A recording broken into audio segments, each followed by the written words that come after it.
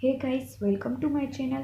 आज की वीडियो में चीज़ इन द ट्रैप के एपिसोड 5 की एक्सप्लेनेशन है।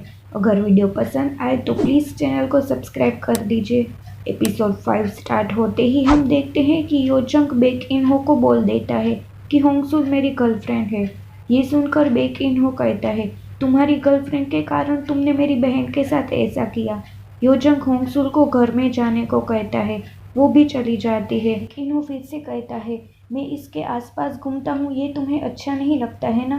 मैं तो भूल ही गया था कि तुम लोगों की पीठ के पीछे उन्हें धोखा देते हो। योजंग उसे उसकी जॉब छोड़ देने को कहता है, पर बेकिन्हो कहता है, तुम जैसा चाहते हो मैं वैसे नहीं जीऊँगा, चाहे मैं मर ही क्यों ना जाऊँ।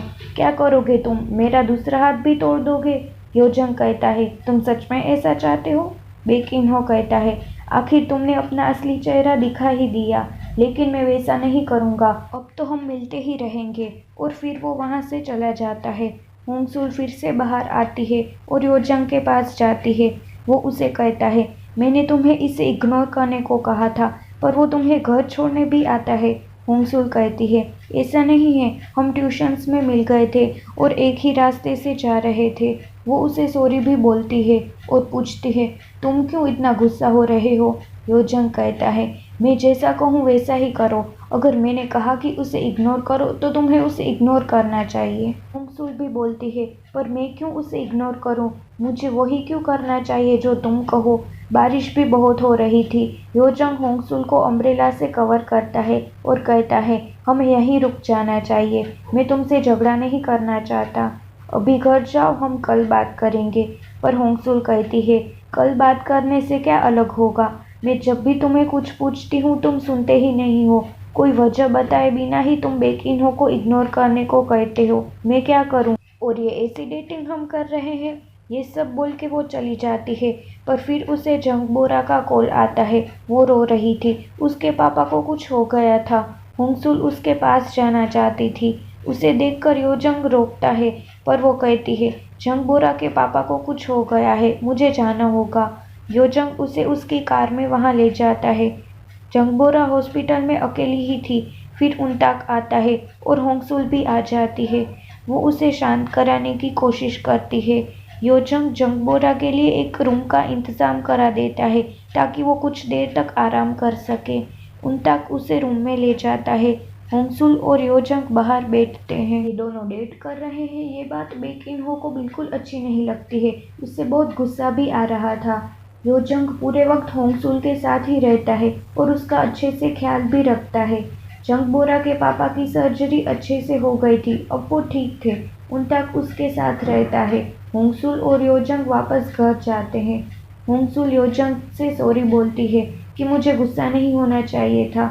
वो भी कहता है, मैंने भी गलत किया। फिर वो उसे सब कहता है कि बेकिन्हो मेरे पापा के प्रोफेसर का ग्रैंडसन है, जिसकी वो बहुत रिस्पेक्ट करते थे।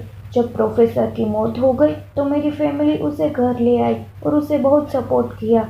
वो पियानो बहुत अच्छे से बजाता था, पर स्कूल में एक लड़ाई की वजह से उसके हाथ की हालत खराब हो गई। उसे लगता है इसमें मेरा फॉल्ट है।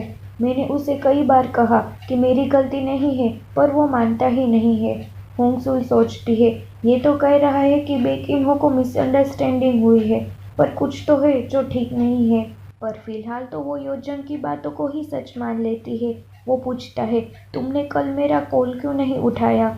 होंगसुल भी उसे सब कह देती है जो जेयोन ने उसे कहा था कि होंगसुल खतरे में है। ये जानकर भी वो चला गया, उसकी हेल्प नहीं की। ये सब सुनकर वो अपसेट हो गई थी। योजंग कहता है, सिक्योरिटी गार्ड्स को मैंने ही बुलाया था, ये जेयोन को भी पता था। अब होंगसुल कुछ नहीं बोल पाती है। योजंग उसे पूछता है, तुमने जेयोन की बातों पे ऐसे ही यकीन कर लिया। योजंग भी अपसेट हो जाता है। होंगसुल उसे माफ़ी मांगती है और कहती है, अब ऐसा नहीं होगा। दोनों के बीच सब ठीक हो जाता है। दोनों साथ में खाना भी खाते हैं। होंगसुल भी अब कुछ ज़्यादा नहीं सोचना चाहती थी।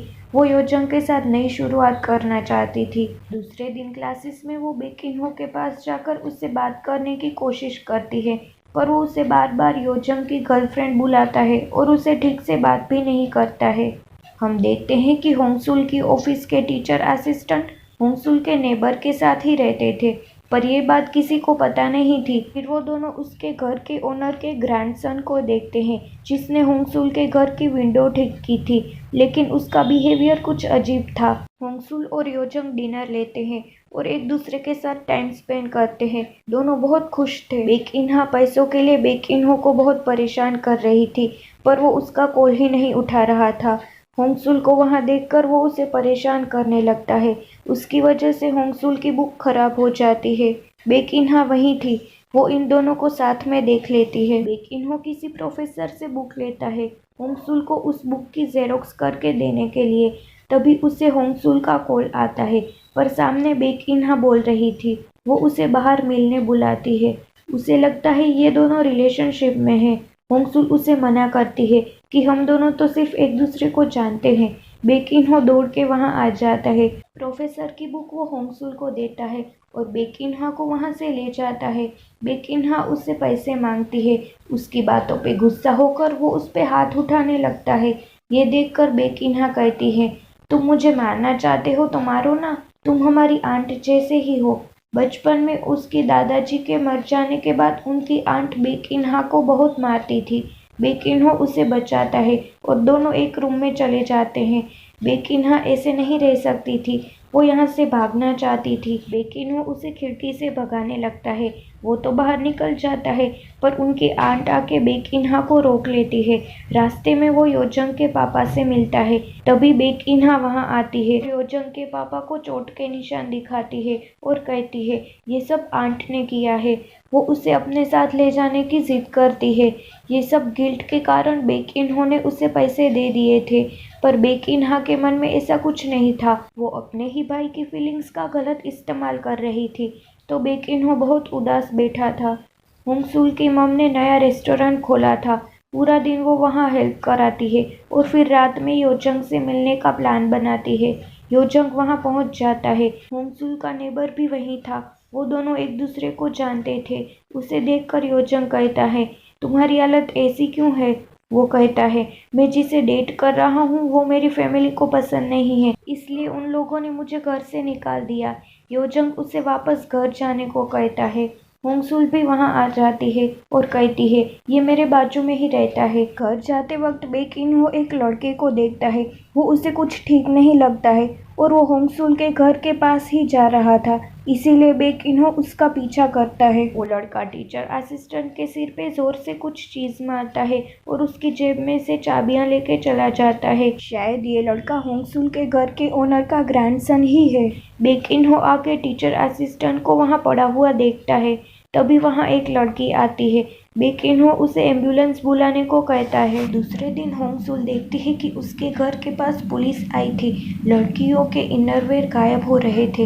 एक लड़की को होंगसुल के नेबर पे शक था कि वो ही ये चोरी कर रहा है। पुलिस उसका घर चेक करती है। उनके घर में ही लेडीज के इनरवेयर थे, पर इस बारे में उस बेचारे लड़के को तो कुछ पता ही नहीं था। होंगसुल पुलिस को कहती भी है कि ये ऐसे नहीं है, उसे पुलिस स्टेशन जाना पड़ता है। होंगसुल भी वहाँ उसके साथ जाती है।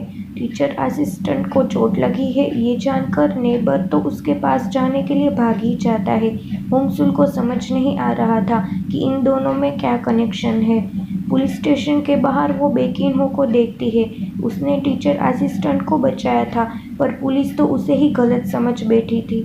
दोनों वापस घर आते हैं। घर के बाहर वो सुनती है कि टीचर असिस्टेंट उसके नेबर पे गुस्सा हो रहे थे।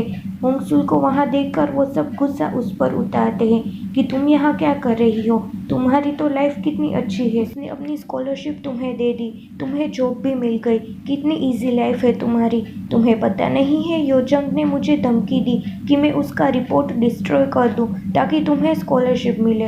होंगसुल को तो इस बारे में कुछ पता ही नहीं था।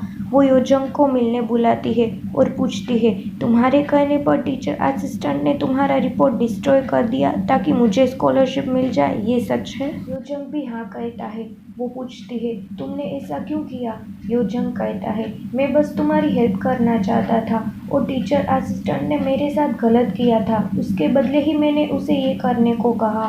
होंगसुल कहती है, इस वजह से वो एक फेल टीचर कहलाते हैं कि वो एक स्टूडेंट की रिपोर्ट भी नहीं संभाल पाए। सब लोग उन्हें खराब टीचर कहते हैं। मुझे तो स्कॉलरशिप मिल गई, पर उनकी इम्प्रेशन का क्या? योजंग उसे कहता है, हमें ऐसी बातों पे झगड़ना नहीं चाहिए। पर वो कहती है, तुमने कभी टीचर के पर्सपेक्टिव से सोचा ही नहीं, और मैं भी दूसरों की हेल्प लेके नहीं जीना चाहती हूँ। वो उससे नाराज़ होकर चली जाती है। पर असल में टीचर असिस्टेंट योजंग की पर्स में से पैसे चुरा रहे थे, ये वो देख लेता है। इसके बदले ही उसने ये सब करने को कहा था। योजंग गलत तो नहीं था। होमसुल का नेबर टीचर असिस्टेंट को ही डेट कर रहा था। योजंग भी वहाँ आता है। वो इन दोनों को साथ में देखता है और सब समझ जाता है। वो टीचर असिस्टेंट पे बहुत गुस्सा होता है।